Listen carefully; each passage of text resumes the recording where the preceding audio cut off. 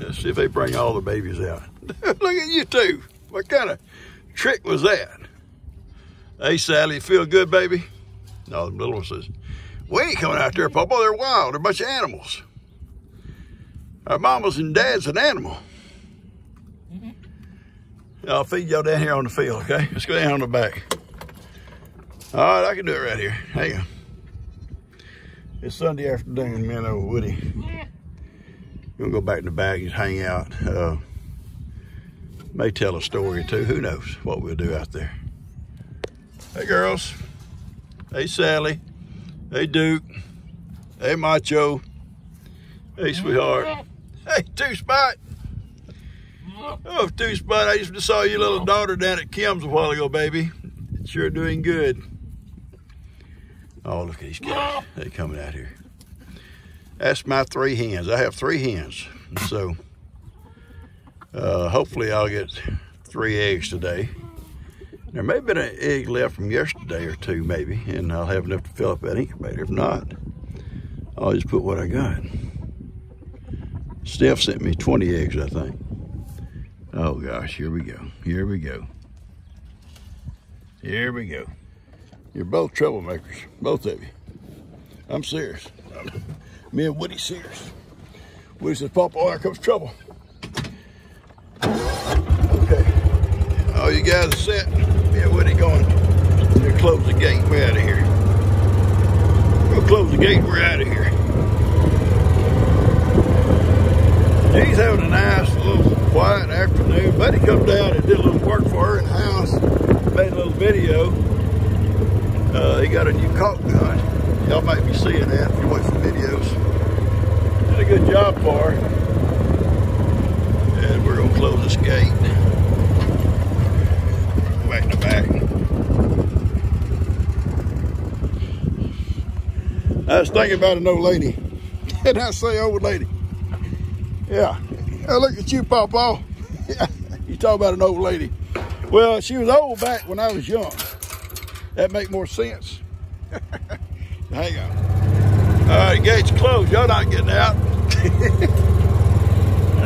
Ivy would be glad to go in the front, and I wouldn't mind letting Ivy go in the front, but Miracle goes in there. I'm gonna tell you something about cows that you raise on a bottle, and I'm serious.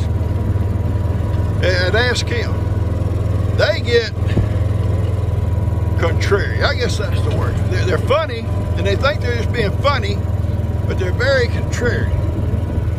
Don't you think so, Woody? Woody said he thinks so too, Papa. He thinks so.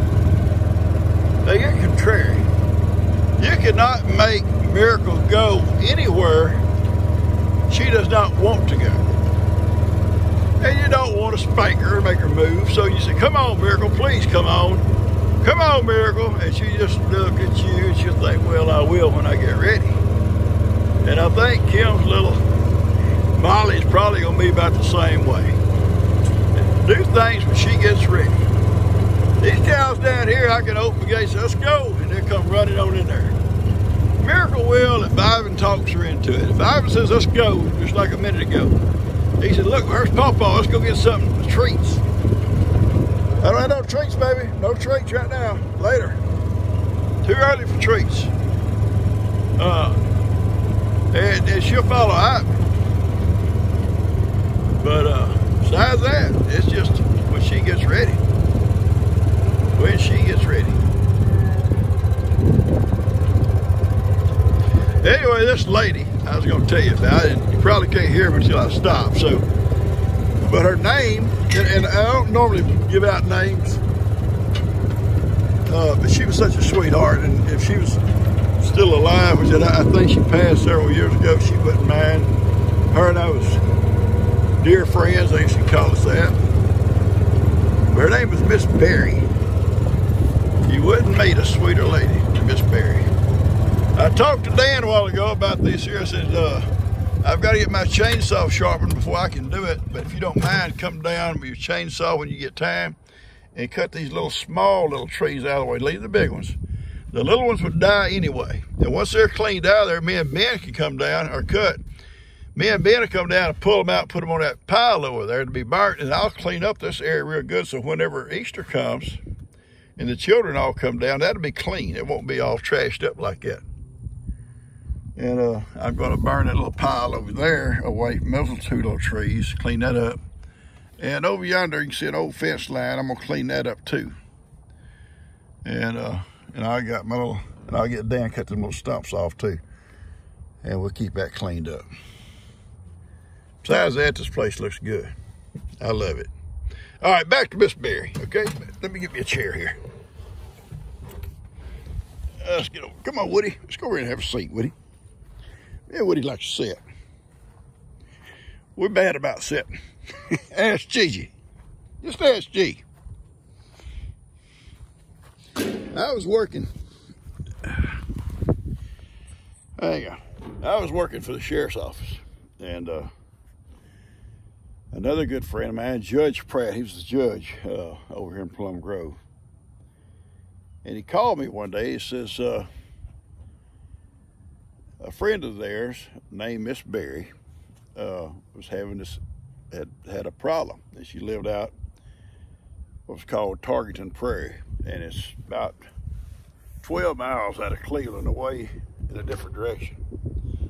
And would I mind going out, because I had never talked to her. She never called me, and see if I couldn't help her out with her problem. Okay, so I did. I drove out to her house, and sweet, sweet little lady. If YouTube had been going on back then, she would have made a great YouTube channel, because she had every kind of animal you could imagine. She had chickens, and every one of them had a name. She had turkeys. They had names. She had geese. They had names. She had a pig. Sweetheart. Their name, this hog, and I'm going to tell you a little bit about this hog real quick before I tell you the story. Miss Berry had got this pig. Someone found it beside the road. The mama got run over, I think, on the road, and all the little siblings were just run over on the highway. One little pig was standing there alive, one little bitty pig. And somebody picked it up and brought it and gave it to Miss Berry. Raised it on a bottle. And this pig, kind of like Arnold on the Green Acres, if y'all ever seen that Green Acres movie show. In and out of the house as it grew up. It's in and out of the house. But it eventually got too big to come in the house. And so it had to stay out in the yard. But Miss Berry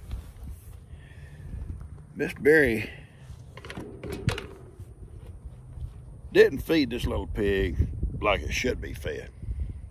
No, it wasn't skinny. But she bought it honey buns, cinnamon rolls, and give it Pepsi Cola. And this pig grew, but it was fat. Now, I ain't got nothing wrong with fat. Gee says I got a fat belly. Oh gee, I'm still on her about that.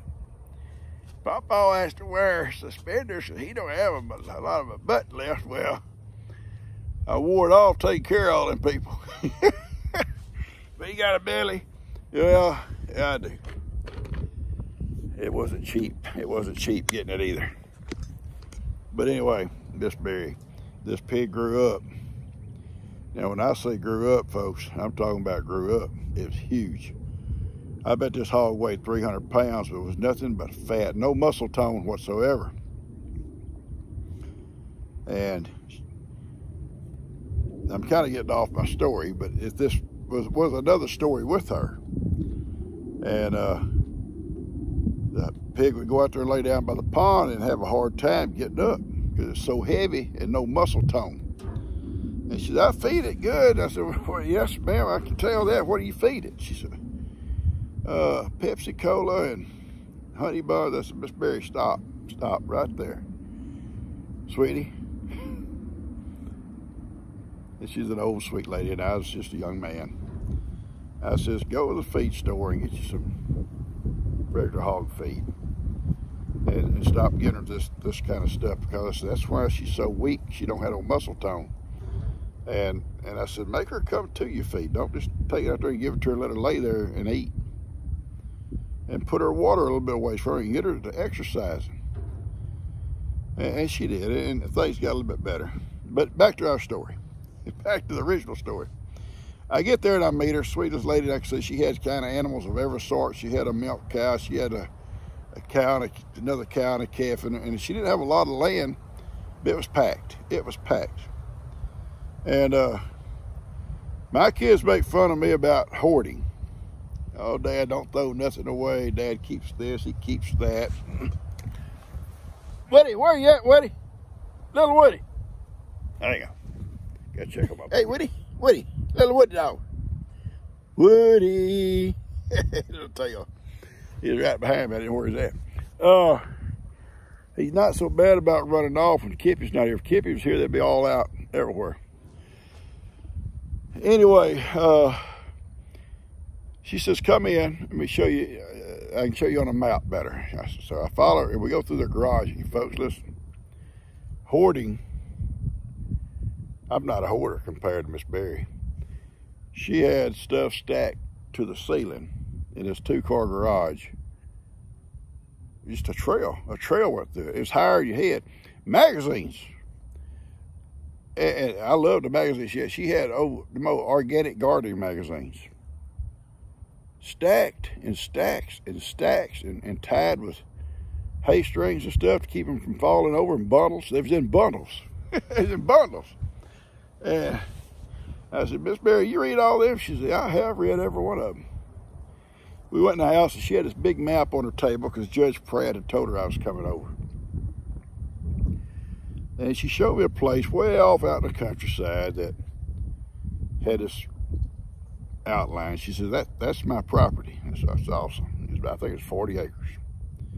She said, my brother and I bought it like 20 years before. And she said, I haven't been out there in several years. And she said, my brother's passed away. And she said, I was going to get someone to go out and look at it because I thought about maybe selling it and see what it was worth. And she said, some guy come by and we drove out. I took my maps. She said, someone had come in there years before and had cut all the timber. She said, this old rotten treetops had been years. I mean, we're talking about several years, you know, and there's little trees popping up all over, but she said 40 acres had just about been cut clear.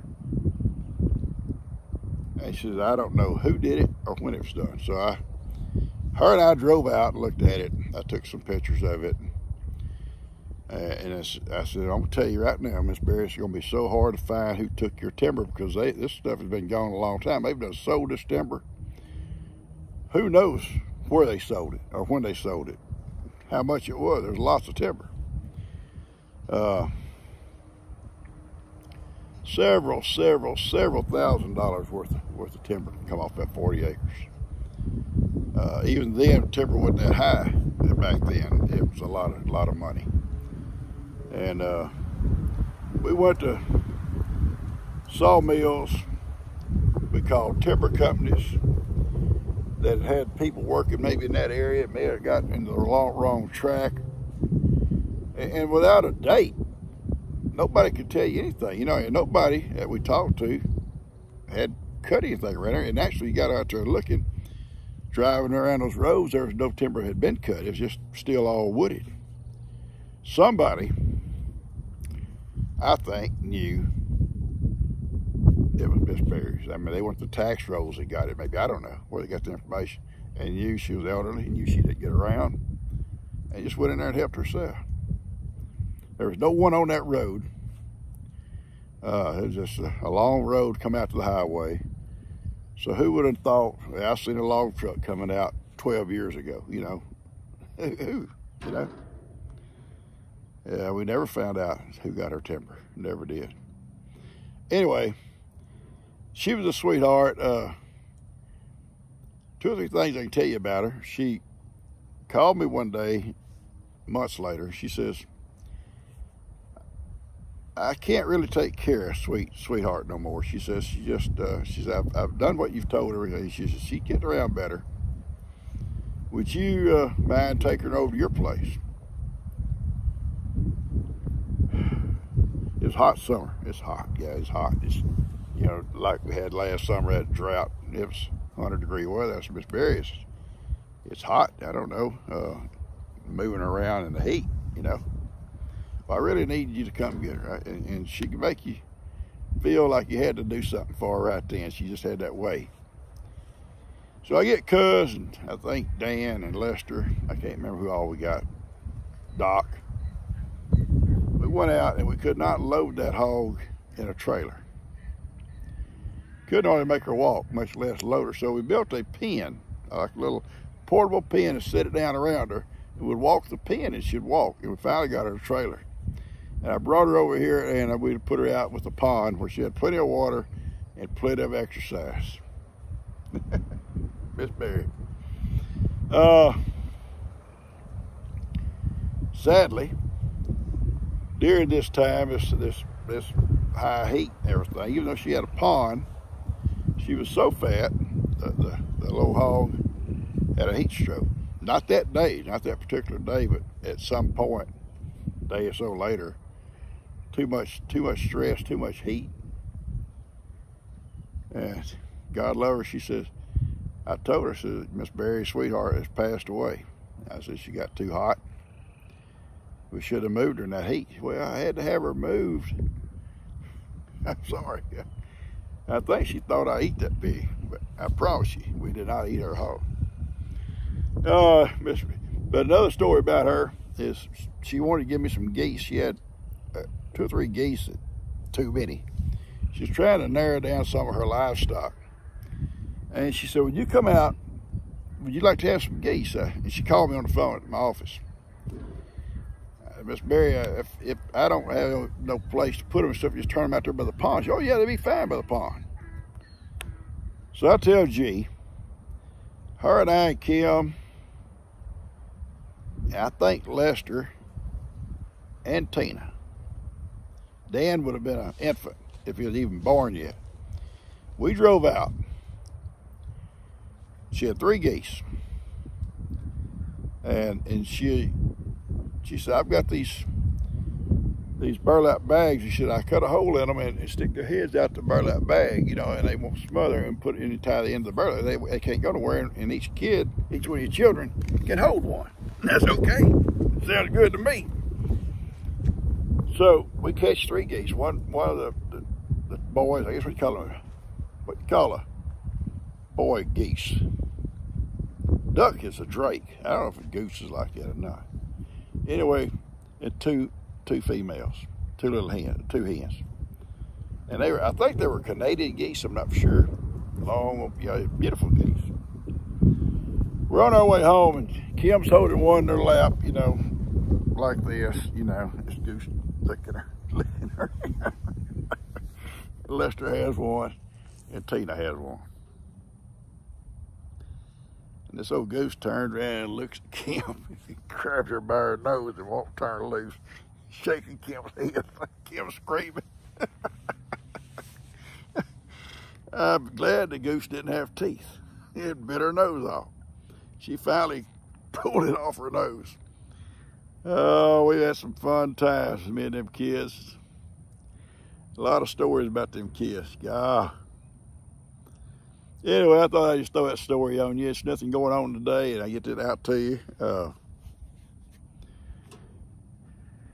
Hope you'll enjoy it. Me and Woody is sitting here. Dan may show up. He saw me drive back. He may come back here and see why. He asked me exactly what I was talking about, and I told him. But if he don't show, he will during the week sometime. That's the main thing. I love you guys. Remember, share, hit the like button, subscribe if you haven't, and hit the notification. That way it'll wake you up in the middle of the night. Hey, I got a video. I love you guys.